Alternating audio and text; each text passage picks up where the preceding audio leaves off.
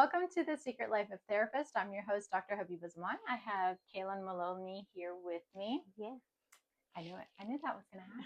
I knew that was going to happen. That's fine. We had a visitor, Loki, my cat. Yeah. And then he's never here. So then decided to leave as soon as I started. I'm like, let's go, guys. So whatever. Yeah. That's fine. He don't need to live here anyways. He don't need to listen to none of this. It's fine. Yes. He's like, this is too much for me. I'm going to leave. Yeah. He knows what's about to happen. See, we need to embody his energy. Yeah. Just like, no. Immediately no. Immediately no. Yeah. It's not even going to wait to see what happens. I just know it's not going to be what I need. So I'm out. That's what cats teach you. At least that's what they teach me. I'm going to allow consent only if I want to be touched, if I want to be loved, if I want to be picked up, if I want to be carried. If not, I'm going to scratch the fuck out your face. Yeah, they're pretty serious. They're pretty adamant about their boundaries, which is nice. No, if only we were. Oh my gosh. So many layers to that. That might be something we end up talking about. We'll see. That might be like, premonition, foreshadowing. Yeah. I don't know. But what we were going to talk about before we got distracted by my cat, Prince of Darkness, yes, is about friendships, about particularly platonic, so opposite sex. Yes, platonic relationships with the opposite sex. This is a controversial topic. I know people have lots of thoughts about it, and a lot of it's culturally rooted. A lot of it's sexist. A lot of it is, you know what I'm saying? Yeah, it is. It is. Some people are like, you can't be friends with the opposite sex because blah blah blah blah and whatever. So that's what we're going to talk about. Yeah. That's what we're getting into. I'm already into it. Yeah, it is. I see it kind of often within like sessions where some clients it's extremely uncomfortable where it's like no friends of opposite sex, like you just can't have them. Like even if you already have them, if you're with me or we're in a relationship now, you need to drop them. I just feel like that's very unrealistic and that's unfair to the person. Like that, depending on obviously the relationship, obviously. Because why? Right? Like for me, I grew up that way where you don't have friends of the opposite sex, even though I had plenty. You know, my longest friendships are the ones that I've had since I was like 12. Yeah. Right? Prepubescent. Yeah. Yeah. But they were forever regular friends. And he was the man of honor at my wedding, right? Like, so holds the highest title you can possibly have. Yeah. Very important relationship for me right now. And yet, that was something I was definitely taught that is not something that we do. Right? Like, but again, that's my South Asian culture. Because it would be disrespectful, because it's just looking little hoish shady for a woman, or like because you can do it. It's distrustful. Okay. As in like just like inherently maybe. I know religion is a big part of the culture, the way the culture is set up, right? Bangladeshi, South Asian cultures, where Islam was like, there is no relationship between a man and a woman unless it's marriage. Okay. But I don't know how much of that is patriarchy. Okay. Does that make sense? Yeah. Where you can't trust the intentions of man. Very fair. That's interesting. But I don't think that applies anymore. No. Nowhere near. So I don't think it applied then. I think we just had to do it. Which I do think that's a lot of the patriarchy thing, where maybe the man is insecure about keeping his woman. Yeah. So let's not have the attentions of someone else, so you can't doubt what I have to give you. Yeah. I think in the Christian Bible, there's like a passage around like basically like he need to cut out his eyes if he's lusting over another woman. And so it's like, but again, but that's lusting, right? That's still, not what we're talking about. We're talking about platonic friendship. But again, that's kind of like automatically where it goes. I think that's why a lot of times it's very hard for people to have or be okay, I should say, with platonic friendships, because the expectation automatically is like there's some type of sexual or lust or something, or just some type of interest, even if it hasn't gone to anything physical. That it will always develop. That is always going to have some type of little flirtations at a minimal, just a little bit of flirtation, something somewhere, versus it being just a genuine friendship. And it's very hard. Well, let's define that then first, because that's where my mind is going right now. Okay. I know there was a time in my life where I believed, and I think I still believe this. There's lots of caveats, guys, before before you attack me for this. Yeah. But that at some point, if you're heterosexual, for example, if you have a platonic relationship, at some point, one or the other might catch feelings. Yes, or will. And I do believe that, and there's a reason why. Okay. I think that is very much because it's happened. It's happened on my end. It's happened on their end. I've had these relationships since, like I said, I was 12 years old. So as I developed and I grew, I started to see them having these characteristics that I didn't have in other people at that time. And I appreciated it, and I respected it, and I liked it. And I wondered what it would be like to be in a romantic relationship with this person. Maybe the love that I have for them is or could be more than that. Right? Or again, 12. Yeah. Right? Yeah. So my bestie, scrawny, scrappy human at that time. Yeah. Right? And then developed into what he looked more like a man at like 16, 17, whatever. Right? So again, there was attraction there. He's a beautiful man. Yeah. So there was attraction there. And I wondered again, could that attraction maybe become something more? Because we already had established safety, stability, loyalty, all these things, protection that was very important for me. And so I wondered what it would be like. So that's what I'm talking about. When you have all of these things, right, and they're attractive, your mind might wander into, I wonder if this person could be more because it's missing in my life. Yes. I've had the same thing from their end, where they would say that they had fallen in love with me, and I'm like, no, it's because you thirsty and you're lonely. Yeah. Right? Yeah. They're like attracted to me because I'm an attractive woman, right? But then it's not just that I'm an attractive woman that they were attracted to. They're attracted to all these other things that I gave them. Yes, these qualities that are filling them up. That's missing, right? I think that's the caveat. It was missing. It was missing on my end at one point, and they were not interested. So and then it was missing on their end, where their romantic relationships weren't panning out, and they were, I'm the safe one. Yeah. Right? So I wonder if part of that belief system, right, that somebody is going to catch feelings at some point is because of the established intimacy that's already there. It's a deep-rooted bond. Yeah. And plus the lacking of whatever that I'm looking for that I don't have in a romantic relationship, or I don't have a romantic relationship at all at that time. And then wondering, you're actually kind of attractive. I think that's the bottom line of it. I really think that's just part of the root of it. When we're because sometimes we can have those platonic friendships and have no intentions on liking the person more than, but like you said, something is missing, or the person is filling a void that we didn't even realize we had, or like whatever. But the important part of it is recognizing that, because you still have to have like boundaries around it, whether you recognize those things or not, or whatever. You still need to have boundaries within all relationships, but particularly platonic, you need to have them, I think, because it is that such opposite sex deal. You're going to have an attraction to the person naturally, just because we as humans, we have to. That's the only way that we're going to talk to each other. And if you're heterosexual. Yes. Well, right. I guess physically, yes, but also like, attraction to like you as a person. Like if we share interests or whatever, right, there has to be something there that we just both like about each other. Essentially, we have to go from there. So within those heterosexual spaces, so it's a physical attraction, and it's like it doesn't automatically mean that you want to be in a relationship with them or have sex with them. It's just you're there. But like you said, I think the added work is, are they giving you something that you think you are missing, or they give you something that you think is fun and you just like it, but is it appropriate? Not a fight that they have in same-sex relationships. Like if you're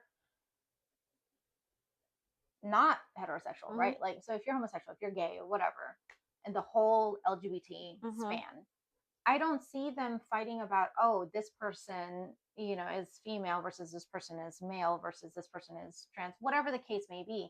You don't see that as much as you do in heterosexual relationships. It's literally, you're a woman, he's a male, we're going to have an issue. Yeah.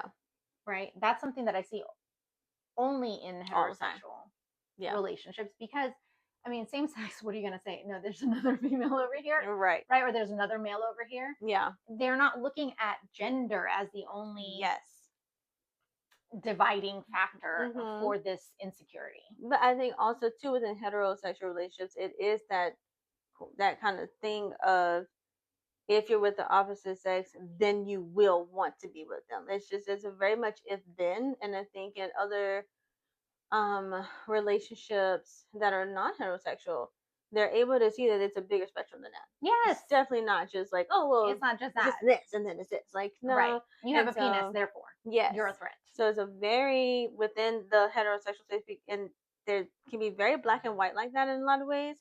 But I think because of that, it's because this person is the opposite sex, then this is going to be the issue. That's why you cannot have this friend. And then it's like, well, it's not really true at all. Or then it becomes, well, at some point you're bound to do something with this person or have feelings for this person, like more than just like as a friend, and you're gonna just continue on this. It just has such a negative tone to it, makes it very difficult to do. And there are some people who will actively choose to not, like, they just cut off their friendships when they're in a relationship. This is not worth the threat, right? The potential danger that might show up at some point in this relationship that I hold dear. And then for me, I would say that's unfair to the friendship dynamic, because you can have, again, those appropriate boundaries where you can still maintain your friendship. My thing, so again, like I said, I was 12 with this friend. I was probably 12 with the other one too, the two main male figures that have been in my existence since I was 12 years old. And one of them is like the one that was the man of honor. Any woman that's ever been like, she makes me feel insecure, he's like, then you can leave now, because we're not going there. Yeah. Habiba's been just the stability force in my life since we were prepubescent, and she's not going anywhere. Yeah. Get over it now, accept it now, or this relationship doesn't have a future. Yeah. Right? And then I have another friend who has been clawing tooth and nail to have his significant other be like, she is not a threat, I promise you. She's just a very important person in my life. And my stance on both of those is, y'all, if we were going to do something, we would have done it already. Definitely would have done. The fact that we're in our 40s and it hasn't become anything more, that should tell you something. I'm not a threat. Right? But I think a big part of my partner who doesn't feel insecure about my male relationships is because he's very content with the fact that I don't allow access. He doesn't have to worry about that at all. Yeah. Right? I am so black and white with where people stand. Yeah. That there wouldn't be one night I looked at him over the fire and realized how much I had loved him. Yeah. And then things had to, it's just some stupid like Hallmark movie kind of bullshit. Right? That's never going to happen. Yeah. And I think people romanticize that woulda, coulda, shoulda, maybe. Yeah. What if? Yes. And that doesn't exist with this person. No, especially because within relationship talks, it's always you need to marry your best friend. And so there's always this thing of if you have a close friend or a best friend, then there is going to be this. And so it's still very much tied to there's going to be some romance here. And that's just not always true. But like you said, it's also up to that person or both people really to have the boundaries and respect each other's boundaries if you're going to have the friendship, even if you're not in a relationship, because sometimes people lose their friend because they murk those lines. Or the friends with benefits stuff. Yes, or with that as well. So it's like well, we can do this and we can just work with this. And it's like, no, you have to keep it where it's going to be. Because you will lose the friend, because once you cross a certain line, you really can't really go back. Like, that's just where it is.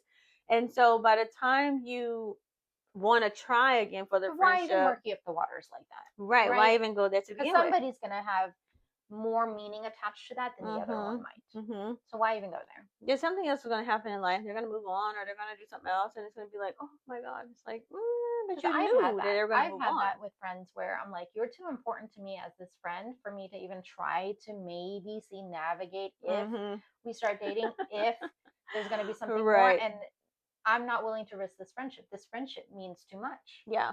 But again, my boundaries are very, very clear. That is a stone wall. Yeah. Not going anywhere. Yeah.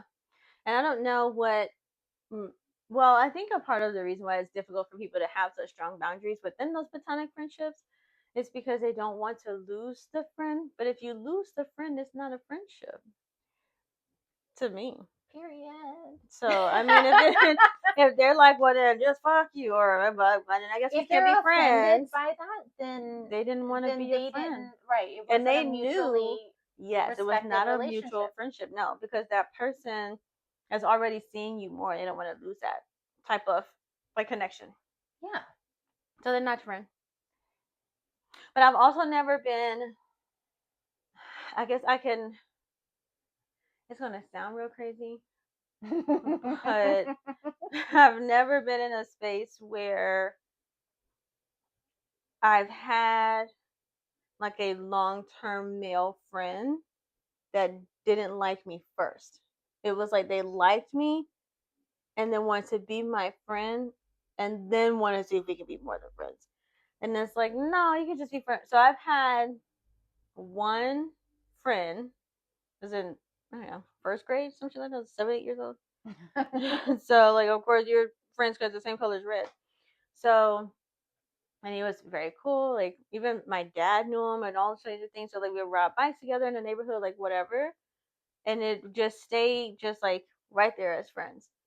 But once I, you get older and just grow up, whatever, teenage years, whatever, it just became, like, nobody, my thought was, whether it be from the sexual trauma or what, no boy or even as an adult male wants to be my friend unless they want to be with me. So I never had really that experience otherwise. And I think because too, with my boundaries, I keep it so, nope, I don't even want to go there because I take my friendships very seriously. Yes. And so by the time I'm like, okay, like we're friends, and then you do something that violates the friendship, I'm really upset now. So it's like, you know what? It's okay. I don't even want to take the chance. Like, it's fine. So what does that say? Okay. What does that say about women or men who only see the person as, I want to get close to them so I can sleep with them? What does that say about whether or not they like that person?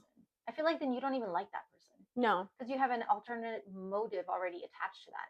So the same belief of, and I see this so much, I've heard this so much where I've dated people or I was in relationships with people where they were like, he doesn't want to be your friend. He just wants to get some. And I was like, you don't think I'm likable as a human being, that they want to be friends with me because I'm a good person, that I add value to their lives? Right. Right? Like, why is it that I'm so objectified that I'm just a walking pussy? Right. Like, that's it. Yeah, that's all there is to it. That's all I'm here for. But what does that say about how men see women, though, if that's their perspective? Because you're saying that because that's what you feel, right? And that's the conversations we would have, and then therefore the relationships didn't last any longer, because then any of the female friends you have, then is that what you're subconsciously waiting for? Right. Because that's what you're projecting onto me for my male friendships. So then it becomes like either way. So either you're waiting on it because that's what you're wanting, or you're using that as a deal breaker. So, well, she hasn't done this, so like we can still be friends, or we haven't had this type of conversation, we can still be friends. So sometimes that kind of baseline of or boundary limit is just so low to that degree of like, well, we're not trying to fuck, so it's cool. So anything else above that is fine because we haven't fucked. And I think because of that, again, within those heterosexual relationships, it is very limited to that. And I think that's why it's always so it is. And I think that's why it's hard for heterosexual relationships to have or maintain platonic friendships, because it's seemingly rooted in this space of sexualness somewhere versus I just have this friend here. But then isn't that also saying that the only thing that they're good for then is sex? Yes. So it's definitely very problematic, which is why it's like unrealistic to expect somebody to drop their friend because they are the opposite sex. It's the boundary to me is so important within the platonic friendships. When you're in a romantic relationship and you have platonic friendships, your boundaries might have to be even stronger because you're Absolutely. now having to be Absolutely. aware of your partner, make sure they feel secure. Absolutely. So maybe when you were single, and they were single, even you just gotta respect them and their partner. Right. So when you guys were single, y'all could go to the club and like whatever, go for drinks or whatever. But if one of you or both of you get into a relationship, we can't go to the club no more. We're not going for those type of drinks. So we can do like a brunch or like something where it's not seemingly looking like a date. We can bring our spouses along with us, or we can do like a trio deal or whatever. We can all go to the festival. That's my thing. But that's that. I think a big red flag in, in friendships is that's fine. Maintain your friendship. Go meet up. Go whatever. I call them friend dates. I go on dates with you. But that's gender neutral. Yes. Right. So I'm going on these dates with whomever, but it's always expected that my partner is welcome. And my partner is asked. Yeah. Hey, do you want to get together? Rarely, and I go have dinner, or I go have lunch, or I go have brunch or whatever with my guy friends because it's the only time we have. But we're only talking about my guy friends that have been around for eons, from long before my partner showed up in this place, right? But it's also expected that my partner is going to be there as well. Yeah. If he is, if he's not, it doesn't matter. Yeah. But there's no, oh, this is just us. Yes. Does that make sense? I had when I took a class in undergrad, my professor, she was fantastic. What was the class? I think it was relationships or something. But she talked about her experience with her husband, where she has a male friend. They've been friends forever and ever. And she and her husband been married forever and ever. And the relationship was very important to her. But she had to have that conversation with him of what would make you comfortable with me continuing my friendship with my friend. And so she's like, I think she said they had like a certain cafe or something they would go to at like a certain time, and like her husband always knew where she was, and like she would spend a certain amount of time, and then it would be like, so she had like, I mean, they have phones, of course. We still had iPhone stuff at that time, but she's old school, so they wasn't doing the whole location thing. Yeah. But she's like, we knew exactly what was going on, when and where and how. Respect. And that's right. It's basic respect for your partner. So now the deal becomes, you're clocking me. See, and that's making me itch. No, absolutely not. That's what we're seeing more. That you give to your significant other. Yeah. I taught this to my children, right? The other day when homie was supposed to come home from school and didn't come home, and instead of being like, hey, my exams are done, I get a text message, I'm at my friend's house. Oh, now we're gonna fight. Yeah. Because not only did you not ask, because it's my child, you didn't ask for permission to be able to go to this place. You're not informing me of nothing. Yeah. Get your ass home, right? But I'm teaching that now. And then afterwards, when he got home, the conversation was trust requires open dialogue and communication and respect of the other person's time. Yeah. I've been waiting all day for your ass to get home so I can leave and go do what I need to do. Yeah. So my time is dependent on what's going on with your schedule. And the fact that you decided to inform mommy of what you were going to be doing, absolutely not. There's no respect. There's no communication. There's no anything. And I'm a believer of asking, not for permission, but hey, are you cool with this? Yes, consideration. Because like, when we went out, right, for your Mother's Day celebration, my partner was home. So it's a day that he's off. And if I'm going to take that time away that impacts him, right, then I do need to say, hey, I'm wanting to go do this with Kaylin. Are you okay with this? Yeah. Right. Rarely will he say no. Right. The only thing he would actually say no would be, actually, I had a secret date planned for us. Right. Right? Maybe. But that's about it. Or I was thinking of all of us going as a family, or we were supposed to, which is why we have a shared calendar. In relationships, for any relationship to work, there needs to, sorry, I'm getting so worked up right now. There's a difference between honesty and transparency. Very much so. Transportation. English is not working because I'm getting worked up. Yes. The egg is like frying. Completely. Transparency is essential. Yeah. For any relationship. Any relationship, especially romantic relationship. Yeah. It's not, now I asked you, now you told me, now I ask more questions, now I get more information. Yeah, because you asked. Because you asked. Then I'm playing detective. Yeah. That's not respect. No. That's not trust either. You can't build trust when it's, no. I only get information because I asked the right question. And to me, it's a form of manipulation. Of course it is. Because you don't really want to discuss. And then it's going to be, but you didn't ask. Right, which is just avoiding accountability. Yeah. Versus transparency is in really any relation. I'm big on transparency because I'm like, hey, I'm doing this, that, and the other, blah, blah, blah, blah, blah, blah. This is what I'm thinking. This is where I'm going. This is what I'm planning. Just so you have room for input. Yeah. No matter what that looks like. So then it's not like, oh, you're going out. Yeah, but you don't know where. You don't know why. You don't know with whom. Not to clock it. Oh my God, that made me so angry. That's our new thing. Within our generation, that's the thing. That's why I'm like, within my professors. But why is that a problem? Why is it a problem to have that kind of transparency that your partner knows where you're going to go? Or, again, I go dancing all the time, right? Or I want to. The amount I actually make it out is another story. It's consistent, though. You do it, though. At least once every 3 months, you know? And if I decide to go out with one of my friends, one of my girlfriends, and we have dinner first, and then I'm going to go dancing, but then I decide to do something else, right? Or if I'm supposed to be like, I'm going to stay out until 9:30 probably, and then decide, oh no, we're having fun. I actually have energy. What do you know? We're going to go somewhere else and continue our little friend date. That I let this person know. Yeah. They could be drooling, passed out, don't give a fuck where I am or what I'm doing. Yeah. But it's out of respect. Right. I'm just letting you know. Yeah. There's a consideration piece of it. And I don't think, but somehow at some point, the message got lost of consideration extends to that point within relationships. And I'm not sure what that is. Some people do it for control.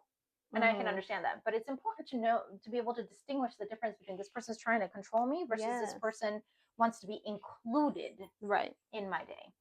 And the difference for me was I, have sessions until 2, and then I would leave to go get my kids. And sometimes I would call the person that I was dating. A lot of times I did.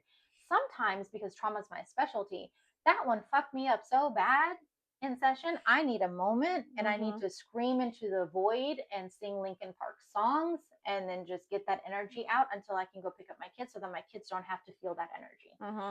And this person literally would be like, well, who were you talking to? What do you mean, who was I talking to? Or maybe I was. Maybe I was talking to somebody else. Maybe I was talking to a friend. Yeah. Why is that a problem? So that was controlling. Because if I didn't, report at that point to them, then they're like, you must be with somebody else, which is their insecurity coming out. So that's how you know the difference. That is there a consequence for me if my thing changed? But that's daily. Yeah. So the fact that you expect me to check in with you daily exactly when this happens, it's a no. No. That's not a thing at all. And I think because for some, again, within that space, I don't know if words are, because we talked about that before, of just how words are just being used and diluted. It's control has now kind of taken over that consideration. Yes. So it's, well, if I do this and this, it's because you want to do da-da-da. Well, no, it's a consideration. It's just, I'm here. So like as your partner or wife or husband or whatever, we need to be knowing these types of things going on. Which is different from like this person I was dating. Right? If I'm out, I'm at work, and I'm not coming home, but I'm expected to be home, I'm sharing that information. Yes. Right? Because there are people at home I'm coming home to that's expecting me to be home by this time. I do it with my children. I let them know I'm like, I'm just now leaving. Yeah. When an hour and a half ago I said I should be home by 2:30. Right. Right. And then it's like 3:00 and I'm like, I'm just not leaving. They're like, yeah, I figured as much when you weren't home. But because again, that safety and trust has been established. Yeah. Right. That the communication will be there, that there was a reason for yes. that. But again, within those heterosexual, they go still back to the sex. It's not even about being safe. Because when you bring that discussion of, that's good to know. It's like you said, that makes sense as to why you're not home. So I'm not having to wonder, why is my mom not home? Why is my wife not home? Why is my daughter not home? Because I ran over, my bad, see y'all in bed. Versus I have a car crash, or I had this flat tire, or I had a fucking heart attack, or I broke my foot. Like, you're not having to wonder what negative thing has occurred that stopped you from being able to come home. Which is different from, you haven't heard from me all day, and I'm not home, and blah blah blah. Yeah. So this person would be like, literally 2:30. You didn't call me. You must be. Yeah. Right. Which is that manipulative consequence. Versus, well, let me see.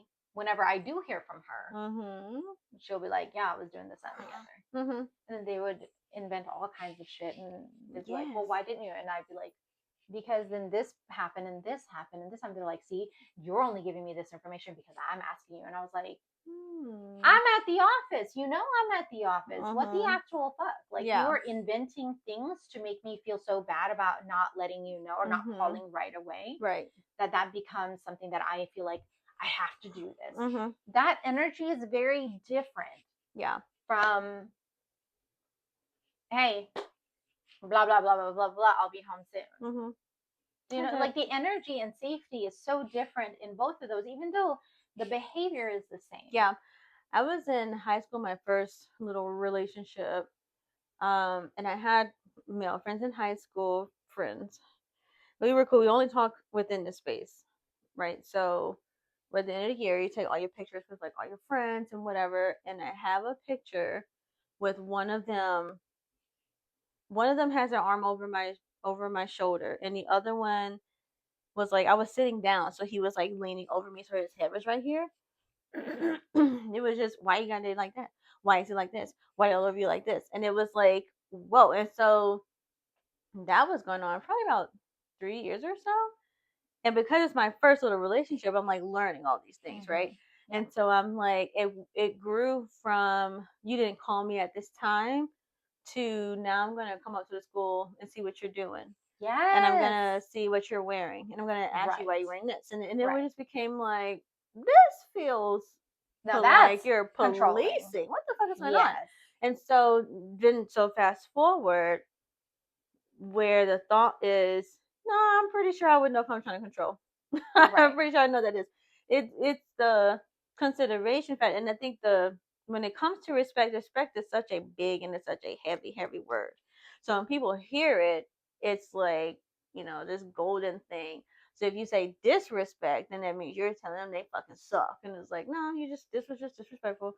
And because it is. And so by the time I'm saying this, hey, this is a disrespectful thing, or this was disrespectful what you said, or whatever, it would be immediate defense. You should see my clients. It's like, just, no, that's not what it is.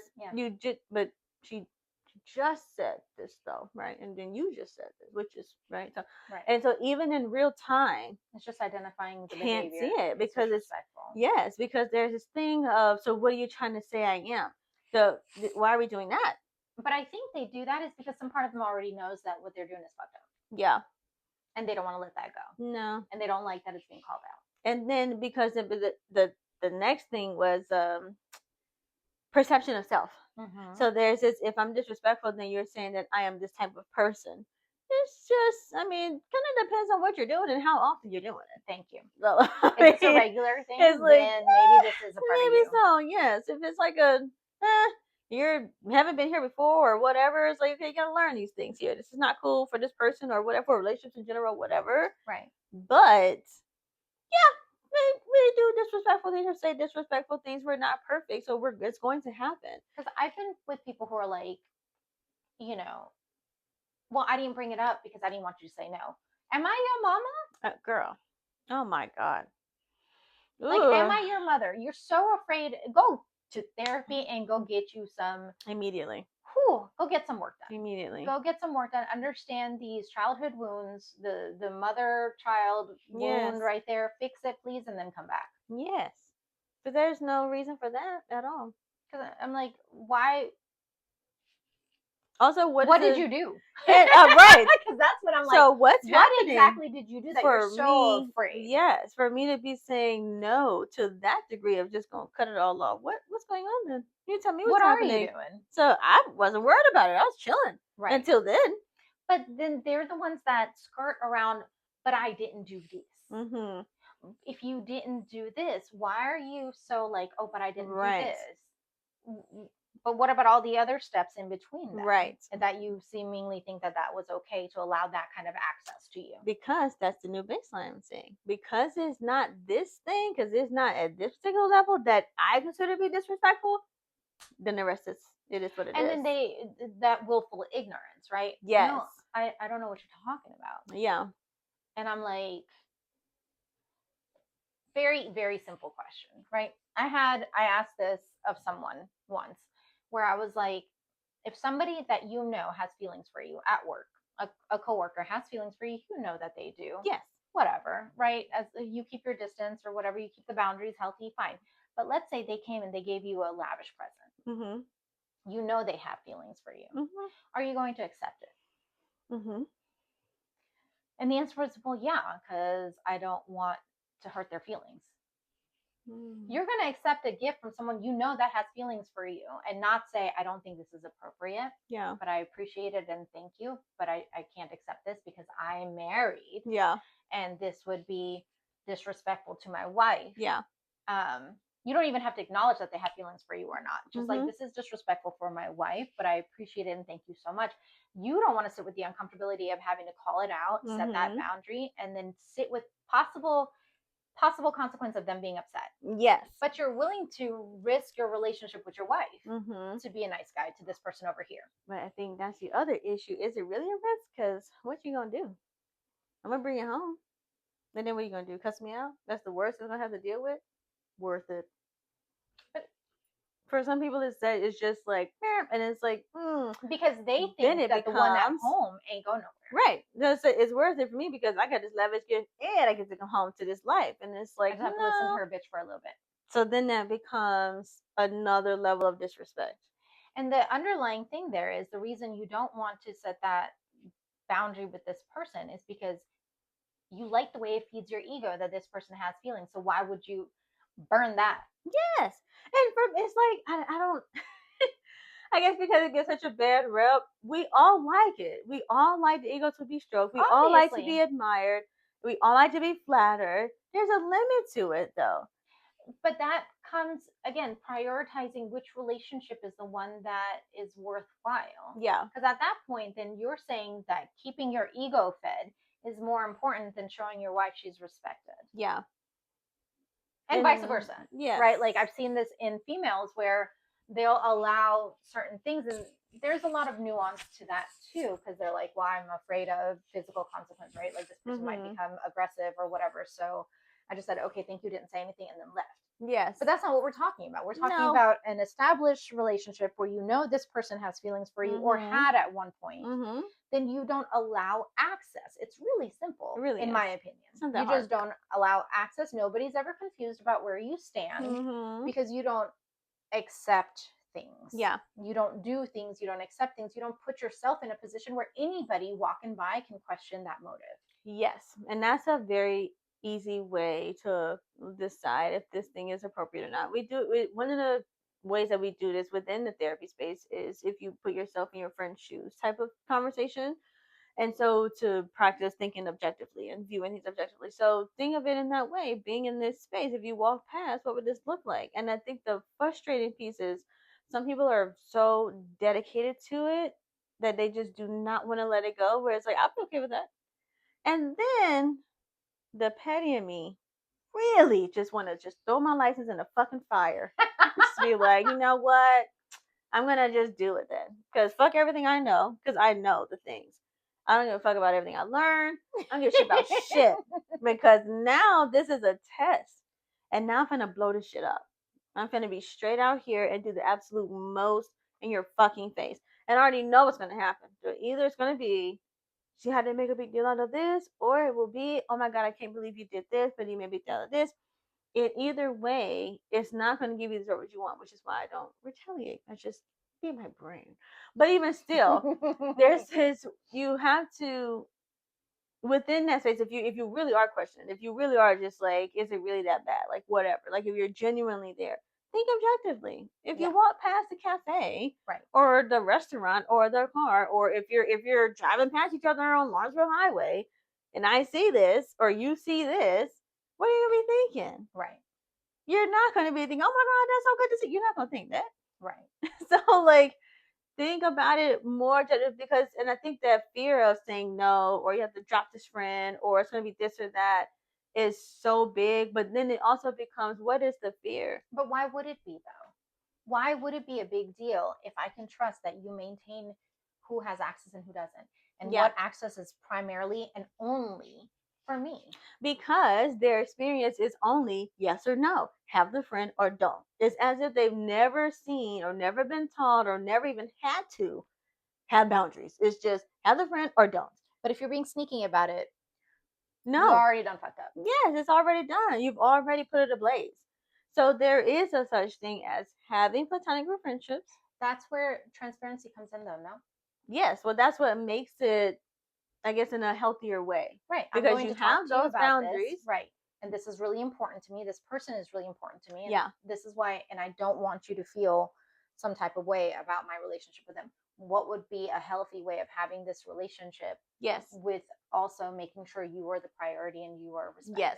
And then the person doesn't have to go back and tell the friend.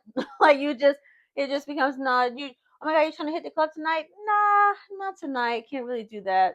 Right, that's family it. Time. It's family time. Just leave it at that. It doesn't have to be a whole, oh, well, my lady says, and my wife's trying to do this, and my dad's trying to do that. See, that, do again, all that. But that right there is also manipulation because they're not taking ownership and accountability for this is my value. Yeah, you're then blaming on the other person. Right. The blame is on the other person instead of, no, I'm respecting my family time right now. Or I'm going to do this. Yeah. Any new friends, now we're talking post relationship, any new friends of any new males who have tried to become friends, it has been met with a no. Yeah. Again, not because I think there's anything wrong with it, but it was different because I'm still maintaining the friendships and the closeness and the intimacy that I've cultivated for over 20 years now versus somebody that's new. Yeah. And when they're like, hey, you want to go grab a bite before we go dancing, before I meet you up with dancing? No, I'll meet you at dancing. And I'll dance with you. I'll dance with them. I'll dance with everybody. I'll dance with the females, with the instructors, right? There's no singling out of a person. Yes. But you'd be surprised how much that gets pushback. Yeah. People like, what, you don't eat before you go out? I was like, I do. But I'm one of those people is like, again, nobody has to wonder about whether or not I allow access because I do not. Right. And that I'm very direct. Yeah, I was very clear in that. Just very clear. Where I'm like, I don't go out to eat with male friends. Yeah. That's just what it is. Without my partner. I don't. Yeah. And they're like, why? What do you think that it? No, it has nothing to do with you. No. You're just, you don't get that access. The ones who have established 10, 20 years of safety and trust and loyalty, they get that access. Nobody new does. So my partner's never insecure about that. Even with that, there's still a level of consideration because you have known them forever. I'm bringing them with me. They're part of the deal. But also, they also recognize my relationship. And they have an understanding of that. I have an understanding of that. Well, we wouldn't be friends if they didn't respect that. If they didn't respect my partner. Right. So then it becomes everybody's all under respect for me. Yes, it just does. Because that's all it's about. Because it's not about who they are or whatever the case is. It's just the respect of it, and that's about it. So, excuse me, in that space, there's okay, well, we've been friends forever. So yeah, we can go out, but it's not going to be past a certain time. Or we would do this, but it'd be at a certain time. And whatever your parameters are going to be. Yes. But whatever your parameters are going to be, again, that's when you talk with your partner about that. Well, what would make you feel comfortable with that? Because this was our thing of like, because some people have that. If they like, bowling was like a thing one time, and they would go like every week, they had like a competition, like all their things was just bowling, and it was like, that's cool, but then you have a partner, so like you can do the bowling, and then all the extra stuff though probably not appropriate, probably not, so just, and also, when would you have the time? Because you have to allocate time to your relationship. And again, if I was certain that my partner doesn't allow access, we're good. Yeah, wouldn't matter. The only times it would be a problem is when I keep seeing that you keep allowing access, right? Which is the person that was controlling me before, being like, you don't call, you don't know. That's because I can't meet you out, but you're meeting your female friends out for lunch and dinner, but you never told me. Yes. So now you're just projecting your super shit. projecting, and I don't want you to be in my face. Yeah. And this is also the person that was like, guys and girls can't be friends because one person wants to fuck the other at all times. Yeah. So that's your dysfunction you're projecting. Yeah. Do you know what I mean? And even if you've had bad experiences where you've had past relationships and the person has cheated with their friend or whatever the case, that's not you. That's not for you to carry it on within your next phase. That's just because then you're judging me for something I didn't do. Right. That's just not appropriate whatsoever. Like, it's still the same as any other relationship. Whatever you experienced in the past, you can't just throw it onto your new partner. Like, you can have red flags and things like that, sure. Right. But for it to automatically be that, so no, that's why I say you can't have female friends and this and that. I've always told women and even guys that is unrealistic. If they had these friends already and you met them and the friendship was just a friendship, you have to, for one, you have to respect that, but also have the trust, but also the other person has to not be suspicious. They have to allow the trust to be present. But that's what I'm saying. If they're suspicious, there's no trust. Yeah. If I'm suspicious of people because you're acting a fool. Because I've seen you allow access. Yeah. So no, I cannot trust you. Yeah. But do I expect that trust from you? Absolutely, because I don't do that shit. Yeah. Do you know what I mean? But I'm also not going to punish you for something that you didn't do. So if I'm like, I'm not okay with this, is because you're already showing me that these are very porous boundaries. Yeah. And the more that there is a fight around it, the harder it's going to be. Why are you resisting? Because again, the outcome does not have to be cutting off. The outcome can be you just change how you interact with that person. And honestly, again, you need to, because you're with this person. Relationship. That's just what it is. And I think if you see any relationship as the sanctity of this relationship, right? There are things that are only just you and them. Yes. That's it. You don't go to these other people for these things. So if you are going to these other people for those things as well,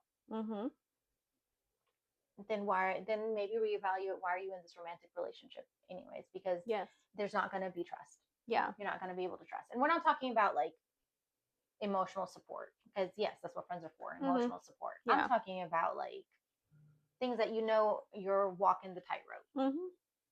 But then they deny it because they're like, I didn't think of it that way. No, you didn't want to. Yeah. You didn't want to, and then it's always the ones, well, then this ended up happening. I don't know how this happened. Yes, you did. Yeah, you did. Yes, you did. Yeah. But we don't have this in same-sex relationships. Not this, right? Then it's just, I don't like the way this person's showing up, period. It has nothing to do with their gender. So I think all relationships, whether it's same-sex or not, right, needs to be from a place of, where do I feel valued, trusted, and the sanctity of this relationship is protected. Yeah. Because it really is just that simple. Yeah. If there's transparency, if there's respect, if there's collaboration. And it's really funny as I'm listening to it. It sounds really fucked up, but it's just like a parent. If you bring the truth front, I might still let you go hang with your friends. I might still let you go get your ice cream because you were upfront with me in the beginning. But then when you decide you want to try to be deceitful with the shit, Trust. That's what I'm saying. Transparency. That's not transparent. I can't do it. I think that's such a big thing for me. It's transparency, because I can't trust you if you're not transparent. If I'm finding shit out after the fact, we have a problem. Yeah. Because there's already deceit embedded in that. Yeah. And if there's a need for deceit, trust will never be there, because subconsciously you already being shady. Yeah. For whatever reason. And again, for whatever reason. It doesn't even have to be for infidelity. It literally could just be, this is just my friend I don't want to let go of because I've been with them forever, or whatever attachment it is. It doesn't even have to be to that degree. It's that space of, if you have your relationship, and again, here we go, respect. If you respect your relationship, and that's cool, you can respect your friendship too. But you have to respect your relationship. Right. So you need to figure out how to navigate this friendship with your relationship in full capacity. But also too, I say that too with the parent, because it's like with the relationships, if people can just literally do that, just take a breath and slow down, it really won't be that bad. Your person might just be saying, I'm just uncomfortable. But you're hearing them say, oh my God, quit this, don't go over here, don't do it. But because you're so up here already. That's your shit. You need to go to therapy and fix it. It is. Figure that out so that you can have a healthy relationship with your partner. Yeah. It's not on them. Definitely not on them. Learn your stuff and figure out how to navigate it. And then also the alternate side of it, which is what I had to learn, right, with that person that I was telling you that was that controlling, but in such a nasty, manipulative, gray line kind of way. Mm-hmm. Nothing was ever overt, so it was very hard to be like, I don't like that. But do I want that? It's really that simple. Yeah. If they come to you and they're like, I was afraid that you're going to say I have to let this friendship go, and then you're like, yeah, because you don't get to have opposite sex friends. Mm-hmm. That's not okay. That will never be okay. Do you want that kind of relationship? Right. Then just figure that out from the get-go and let's keep it moving. Right. Yeah. Instead of this, the ostrich with their head in the sand. Yeah. Stop it. Mm-hmm. Own your shit. Yeah. But you have to know your shit to be able to own your shit. So go to therapy. Go to therapy. Learn your shit so you can own your shit. That's a good line. That should be the title. That should be the title. Literally. That should be the title. Because it is exactly that. And because you're not going to know all the things. You don't have the ability to know your true, full, total self. Because you can't read your subconscious. So you don't have that ability. So go to somebody who can. Just get a therapist, guys. Specifically, that's what therapists are trained to do. Therapists and psychology majors, right? Like graduate, not undergrad in psych. Yeah. Graduate, they're trained with the at least minimum of 9 years up to 12 years of training on how to help you navigate these things. Go to those specifically. Yeah. Fully licensed. Fully licensed. Not like I finished school. No. But it really needs to be licensed and practicing so they can keep up with education. Right. But yes, it is important. So therapy, this is another example of why therapy is not just for the crazies. Right. Therapy really helps you in these other deeper aspects of things. Because sometimes, as humans, is what it is. Sometimes our parents can say 15 things and the next person says it. It's different and we all of a sudden get it. It's just how we are as humans. And a coach can do it. I am a coach. I'm a certified coach as well, but coaches do something very different. Therapists do something completely different. Again, there's a difference between studying something, all the nitty-gritty of it, for 9 years versus somebody that's studying it for 6 months. Or having certifications for it. Very different. Well, one's not good or bad. That's not what I'm saying. But there is a very, very distinct difference in what somebody is able to help you navigate through with one set of training. You're not going to go to a pediatrician for open heart surgery. It's just not happening. Or because they're a doctor. That's just not what's happening. Or a chiropractor, right? You won't go to a chiropractor to have open heart surgery. The education is very different. Yeah. The level of training is very different. The years of schooling and responsibility and the licensure that keeps you in place is very different. So, and I don't think a lot of people know the difference in all of this. No. And I think that's super, super, super important to distinguish the difference between, because it's not like oh, well, I found a life coach, they're going to help me get through this. They're not going to be able to talk to you if you have trauma that you didn't even realize that was trauma. It actually is trauma that might answer the question of why you do certain things the way that you do, think the way that you think. That's not what the coaches are trained to do. So I have respect for coaches. However, there are now things that I see where it's like, be a trauma coach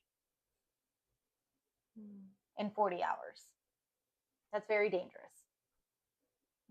Right? So there's titles being assigned to these things that can be very damaging to the people that you're unveiling. I'm quiet because I'm trying to figure out a proper way to to respond. Same. Again, I am also a coach, so it's not that I have anything against it at all. Lots of respect for coaches, but I do think the line in what competency and education, and again, understanding of there's a reason why it takes 9 years to be licensed as a mental health therapist, and then 12 years to get licensed as a psychologist. There's a reason for that. Yeah. And I don't think I can go take a certification in AI and coding. They probably don't even go in the same sentence together. That goes to show you how much I know about technology versus someone who has a master's degree in computer engineering. Yeah. There's a big difference in competency. It doesn't make the person any better or worse. It doesn't make the topics any better or worse, or the professions any better or worse. But there is going to be limitations in what I could do with my certification from Google that somebody who has a master's degree in computer engineering and computer science is able to understand and do. Yeah. Big difference. It really is just that simple. Yeah. So find a therapist. Because y'all know y'all don't be going to therapy. Y'all know you don't be talking to nobody but your goddamn friends and like whatever the fuck. Go to a real therapist who's gonna really help you to get what you need to fucking get. Because it's real life issues out here that you have. And just because you might not have been like sexually abused or physically abused doesn't mean that you don't have nothing going on in your life. You've got some shit. Go figure it the fuck out. And even if there's no shit, and it's just to answer these questions of why I am the way I am, why do I see the world the way I do, where did this worldview come from? Yeah. Just that simple. Yeah. Just figure out your blueprint. Figure out your blueprint. That's it. You'll be better for it. Promise. Yeah. Lord. Thanks, guys. Thanks, guys. Bye. Bye.